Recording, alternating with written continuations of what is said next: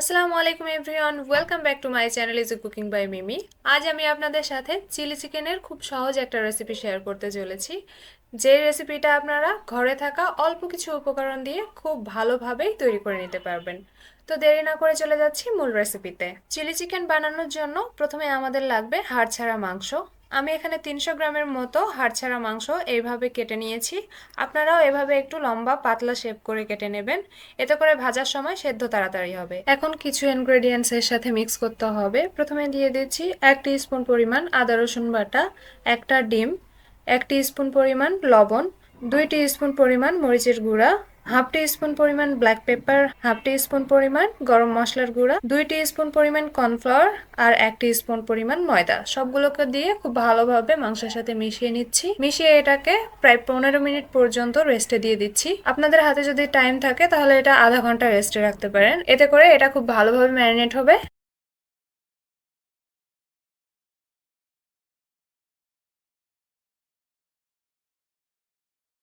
প্রায় 15 মিনিট পর মাংসগুলো খুব ভালোভাবে ম্যারিনেট হয়ে গেছে। এখন কড়াইতে সাদা তেল দিয়ে ভেজে নিতে হবে। আমি একটা প্যানে কিছুটা সাদা তেল দিয়ে তেলটা গরম হয়ে গেলে মাংসগুলোকে দিয়ে দিচ্ছি। মাংসের এক পাশটা 4 থেকে 5 মিনিট ভাজতে হবে মিডিয়াম টু লো আছে। ভাজার পরে অপর পাশটা উল্টে নিতে হবে। আর মাংসগুলোকে এমন ভাবে প্যানে দিতে হবে যেন একটা আরেকটার সাথে লেগে না যায়। আমি দুইবারে মাংসগুলোকে ভেজে নিচ্ছি।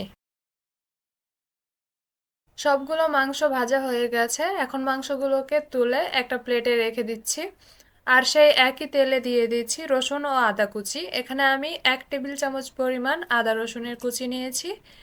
আর এখানে ব্যবহার করছি মরিচের পেস্ট। এখানে আমি 10টা মতো শুকনো মরিচকে ভিজিয়ে পেস্ট করে নিয়েছি। আপনারা ঝালের পরিমাণ বুঝে কম বা বেশি করে নিতে পারেন।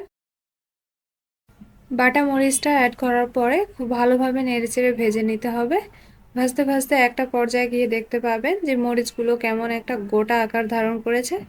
ঠিক সেই সময়টাতে ভাজা বন্ধ করে অ্যাড করে দেবেন ক্যাপসিকাম। ক্যাপসিকাম কিভাবে কেটেছি তা তো দেখতেই পাচ্ছেন। ঠিক একইভাবে আমি পেঁয়াজটাকেও কেটে নিয়েছি। আর এটার সাথে অ্যাড করে দেব কুচি করে রাখা মরিচ। এখানে আমি কাঁচা মরিচ আমার স্বাদ অনুযায়ী নিয়েছি, আপনারা বাড়িয়ে বা কমিয়ে নিতে পারেন। এখন সবগুলোকে একটু 1 মিনিট ধরে সটে করে নেব। একদম বেশি কিন্তু ভাজা যাবে না, তাহলে কিন্তু এটার কালার নষ্ট হয়ে যাবে। সবকিছু ভেজে নেওয়া হয়ে গেছে। এখন এখানে অ্যাড করে দেব টমেটো পেস্ট। আমি এখানে হাফ কাপ পরিমাণ টমেটো পেস্ট এবং 2 টেবিল চামচ পরিমাণ লাইট সয়া সস ইউজ করছি। আর আপনারা এখানে টমেটো পেস্টের পরিবর্তে টমেটো সসও ব্যবহার করতে পারেন। আর আমি এখানে দিয়ে দিচ্ছি স্বাদ মতো লবণ ও গরম মশলার গুঁড়া দিয়ে দিচ্ছি। সাথে দিয়ে দিচ্ছি অল্প কিছুটা চিনি।